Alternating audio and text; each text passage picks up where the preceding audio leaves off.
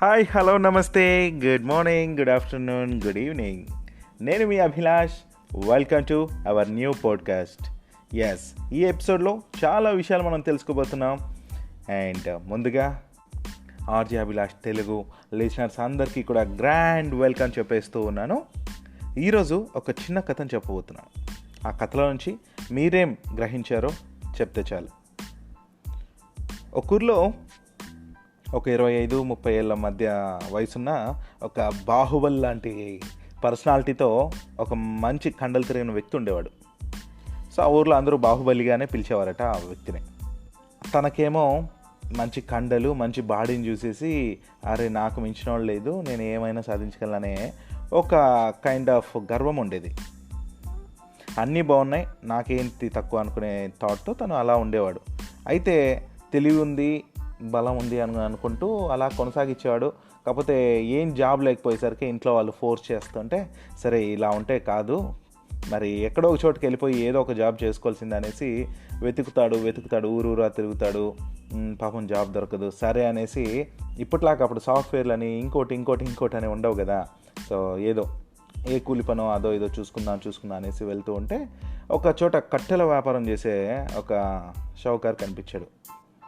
So తన దగ్గరికి వెళ్ళి, షౌకారి, నేను కట్టెలు బాగా కొట్టగలను, నేను చాలా బలంగా ఉన్నాను, డైలీ కూడా చాలా మీకు కట్టెలు కొట్టిగలను, చెట్లు కొట్టిగలను అనేసి చెప్తాడనమాట. సరే నువ్వు ఇంతగా చెప్తున్నావు కదా, ఉద్యోగం ఇస్తాను నీకు అనేసి ఒప్పుకున్నారు. ఒప్పుకోగానే ఆ బాహుబలిని తన పనిలో కుదుర్చుకున్నాడు ఆ షౌకారి. అంత బాగుంది. నెక్స్ట్ డేనే ఇంకా నువ్వు జాయిన్ అయిపోవని చెప్పేశాడు. నెక్స్ట్ డే బాహుబలి రాగానే ఒక మంచి గొడ్డలు ఇచ్చి, ఇదిగో ఇది అడవి, ఇక్కడ నువ్వు చెట్లు కొట్టు, ఎన్ని కొట్టు, నీ బలం చూపించు అన్నట్టు చెప్పాడు. సరే మనోడు ఫస్ట్ డే కదా, చాలా పదునైన గొడ్డలు తీసుకెళ్ళి అలా ఫస్ట్ డే అసలు 15 చెట్లు కొట్టేసుకొని వస్తాయన్నమాట. 15 చెట్లు కొట్టేగానే ఇంకా షౌకర్ దగ్గరికి వచ్చేసి, చూశారు కదా నా బలం ఏంటో, అది ఇది అని చెప్తాడు. సరే అది చూసిన యజమాని ఇంకా వావ్, బాహుబలి అంటే నువ్వు, భలా, శబాష్, నీలాంటి పనోడు ఎక్కడ దొరకడు, నూటికో కోటికో ఒకరు ఉంటారు అనేసి బాగా మెచ్చుకున్నాడు.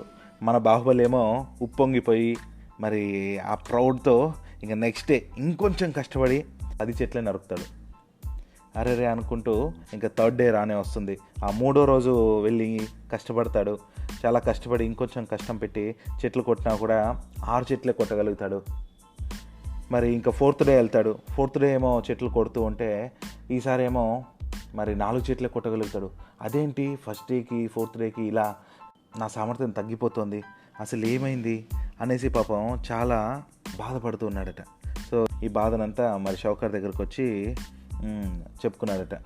ఎందుకు ఈ విధంగా జరుగుతుందో నాకు అర్థం కావట్లేదు అనేసి అనగానే, నా బలం రోజుకు తగ్గిపోతుంది, నా బాధ ఎవరికి చెప్పుకోవాలో అర్థం కావట్లేదు షౌకారి అనగానే, షౌకారి ఇలా అన్నాడట, నువ్వు చివరిసారిగా ఈ గొడ్డల్ని ఎప్పుడు పదును పెట్టావు అనేసి.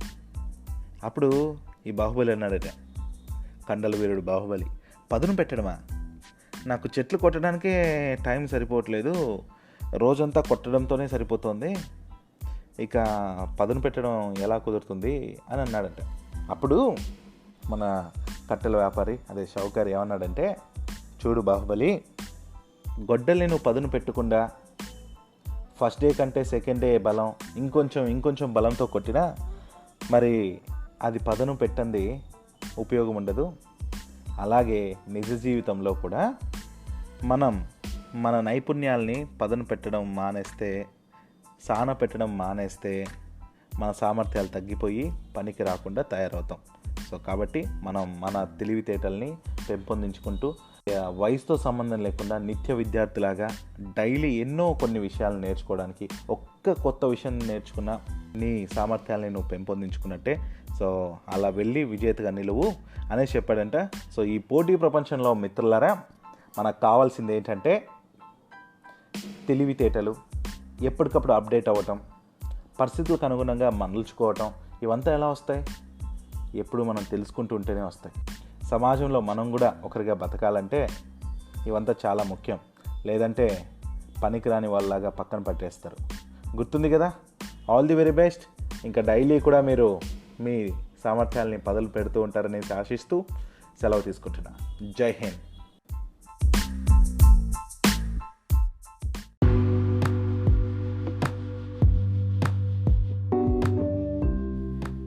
ఎస్ గాయస్, మరి మంచి ఎపిసోడ్ని మీరు ఎంజాయ్ చేశారని అనుకుంటున్నాను. అంతేకాదు చాలామందికి ఈ బట్టతల, జుట్టు రాలిపోవటం అనేక సమస్యలు వస్తూ ఉంటాయి. ఇలాంటి వారి కోసం మరి డాక్టర్ శ్రీధర్ రెడ్డి మరి మంచి ఆప్షన్ని మీకోసం తీసుకొచ్చేశారు. అసలు ఏంటి, మీకు ట్రీట్మెంట్కి సంబంధించిన విషయాలు, ఎన్నో డౌట్స్ని క్లియర్ చేసుకోవాలంటే మీరు ఏం చేయాలంటే నేను డిస్క్రిప్షన్లో ఇచ్చిన ఆ డీటెయిల్స్ని చూడండి. Pioneer advanced hair transplantation centre సంబంధించిన డీటెయిల్స్, వెబ్సైట్ డీటెయిల్స్ అన్నీ కూడా నేను మెన్షన్ చేస్తాను. తప్పకుండా వారిని అప్రోచ్ అవ్వండి, మీకు ఎన్నో విషయాలు తెలుస్తాయి. ఎస్, ఈ విషయం కూడా మీకు ఎంతగానో ఉపయోగపడుతుందని ఆశిస్తూ సెలవు. Bye bye.